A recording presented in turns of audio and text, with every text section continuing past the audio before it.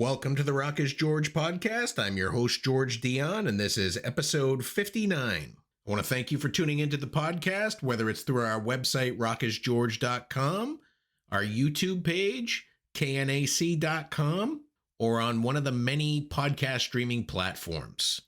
My guest for this episode is frontman and vocalist for SALIVA, Bobby Amaru. Bobby's been with the band for the last 10 years or so, replacing Josie Scott on vocals. They've released a couple of albums with Bobby at the helm. Their most recent is Every 20 Years EP release, which is a best of updated with Bobby's voice and the current version of the band. They also have a couple of new singles out. One is called Revelation Man that came out earlier this year, and their latest single is Crows, which came out within the last couple of weeks. On the date that this interview was conducted, Bobby had the chance to phone in from the bus, so there's a little bit of an audio issue, but I think we got a good interview out of it. So here's Bobby Amaru of SALIVA. If I knew absolutely nothing about SALIVA, how would you describe the band's music to me? I'd say hard rock, melodic too. There's a lot of melodic parts, but there's times it can be intense and times it can have vibe. I'd agree with that. And maybe there's a little bit of nu metal nuance in there as well. Right. I mean, I think that's kind of what a lot of the early 2000s, late 90s, early 2000s bands got. It was just a category.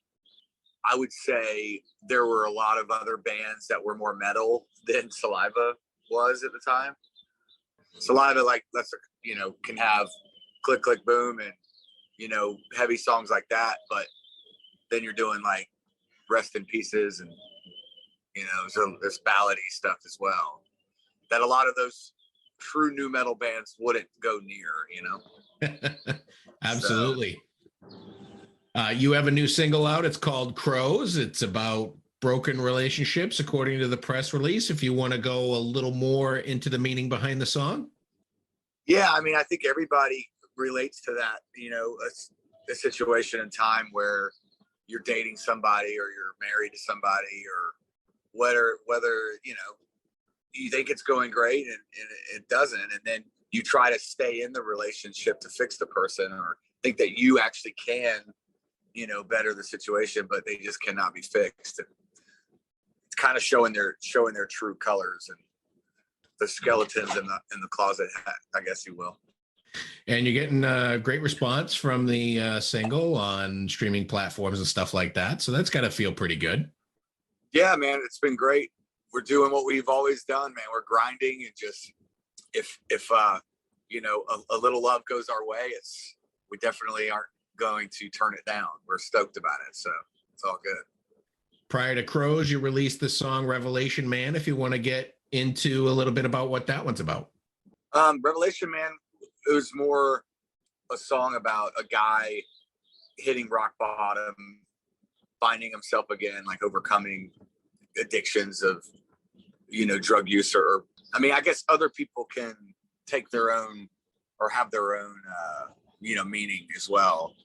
But for me, I mean, that's kind of how the song was written. And there are other songs on the record that are that will be on the record that are kind of like that too, lyrically, like about my sobriety and stuff. Excellent. How long have you been sober? 3.5 years. Oh yeah, I guess this October will be 4 years. Excellent. And have you seen, what drastic changes have you seen from making such a big lifestyle change? A lot of things. It almost feels like any sort of weight you had on your shoulders is lifted. I mean, when shit comes to you, you just deal with it versus drinking and trying to pause it for the time being. It's been a great for me just because I have one of those, I think, addictive personalities where I can't just have one anyways. It was an accomplishment, I would say. Absolutely.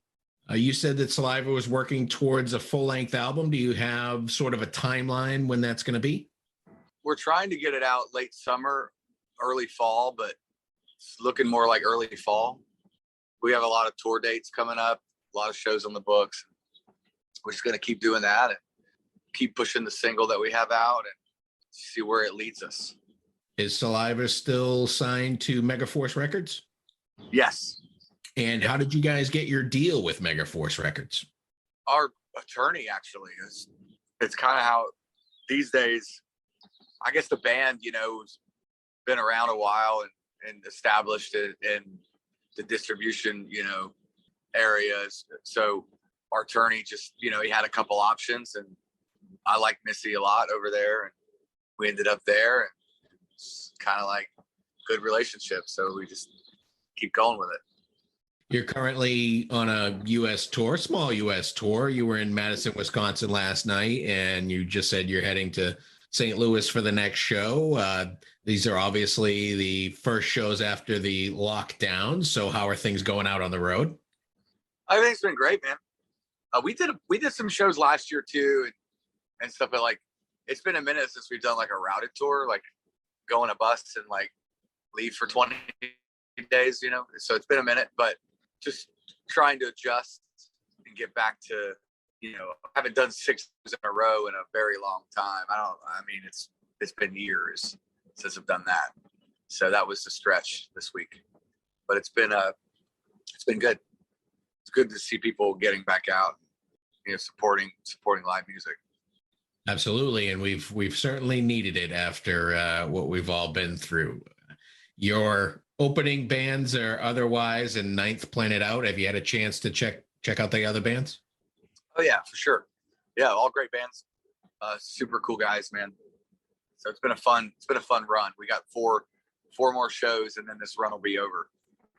Do you have another run of shows on the books, or is that going to be the time working the album?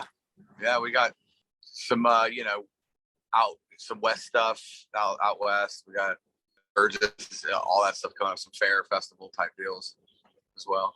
So just trying to grind, man. Last year you released an EP called Every 20 Years. It was some updated versions of Saliva material. Was this something born out of the lockdowns, or was that always the plan?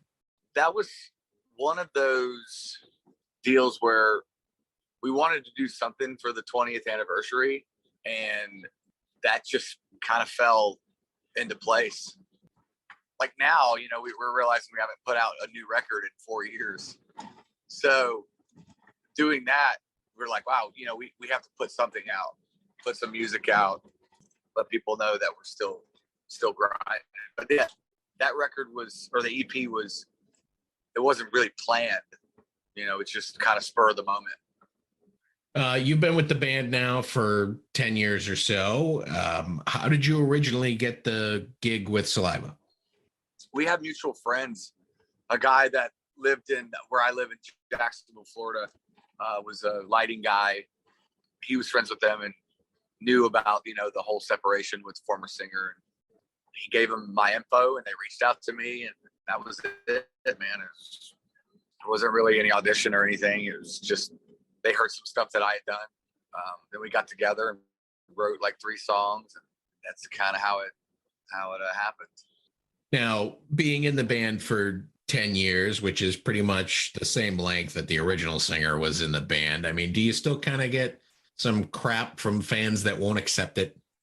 I wouldn't say crap. It's more of just like, there's a lot of people that still don't know that there's been a change. I mean, you get that. You get like, you get people they'll think that I'm him. They're like, man, I saw you guys 20 years ago opening for Kiss and Aerosmith. I'm like, yeah, that was not me. But a lot of times now I just go along with it because it's better than explaining it. Especially, being the singer, you're trying to save your voice for the next show. So I'll just like, yeah, dude, yeah, we had a great time, didn't we, man? We were hanging out in the parking lot, man. Steven Tyler came up, man. He gave us a high five. They're like, no, that didn't happen, but so I just make fun of the situation, make light out of it. You produced the last Saliva album, I believe. Are you producing any other artists? I'm working with a kid right now out of Houston. This kid, Isaac, his name of the band is called Thrower. And we're working on 10 songs. His stuff's really good. I mean, it kind of reminds me like some early Soundgarden-ish, meets Might Be Highly Suspect a little bit. But it's cool. He writes his own songs, and we just helping him like carve those out. But I haven't worked on any other projects in a while. I just haven't had the time. And this one, a friend of mine had called me and said, "I want you to check this kid out. He needs songs. He's young. He's like 19." But yeah, it's good stuff. Good. I look forward to hearing it. Those are all the questions I have for you today, Bobby. Thanks for coming on the podcast. The new single out now is Crows. And from what I hear of this one, I can't wait to hear the whole album. Yeah, thanks, man. Yeah, had a good time. Thanks for having me. Once again, I want to thank Bobby Amaru of SALIVA for coming on the Rock is George podcast. Be sure to check out SALIVA's latest singles, Crows and Revelation Man, on your favorite music streaming platform. Be on the lookout for their upcoming full-length studio release sometime in the fall. You can also check out their EP, Every 20 Years, a nice updating of the band's SALIVA and their classic hits. For all things SALIVA, head over to salivaofficial.com. I also want to thank Shauna O'Donnell of O'Donnell Media Group for making this interview possible. You've been great. I've been George Dionne. I'll see you again soon.